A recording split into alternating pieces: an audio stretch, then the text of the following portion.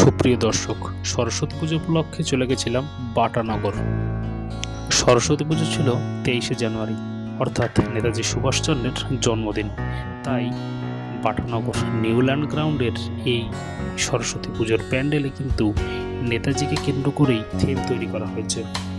Newland ground এমন একটি মাঠ যেখানে কিন্তু অনেকগুলো প্যান্ডেল পাশাপাশি আপনারা দেখতে পাবেন। তো সেই সবগুলো প্যান্ডেলের মধ্যে এই প্যান্ডেলটিও যথেষ্ট সুন্দর করেছিল। যেহেতু আমি দুপুরের সময় গিয়েছিলাম, তাই কিন্তু আলোকসজ্জা তেমন ভালোভাবে উপভোগ করতে পারিনি, কিন্তু রাতের বেলা গেলে কিন্তু খুব সুন্দরভাবেই এই আলোকসজ্জা উপভোগ করা যেত। প্যান্ডেলের চিন্তাভাবনা এবং কারুকার্য কিন্তু খুব সুন্দরই করেছিল। তবে হ্যাঁ, এখানেও কিন্তু রয়েছে আবহ সঙ্গীতজনিত একটি অভিযোগ, কারণ আবহ সঙ্গীত প্যান্ডেলের থিম অনুযায়ী আবহ সঙ্গীত কিন্তু প্যান্ডেল একটি আলাদা মাত্রা যোগ করে, যেটা এখানে অনুপস্থিত ছিল। তাই পূজা কমিটির দৃষ্টি আকর্ষণ করে বলতে চাই, আপনারা অবশ্যই কিন্তু এই ব্যাপারটিকে মাথায় রাখবেন।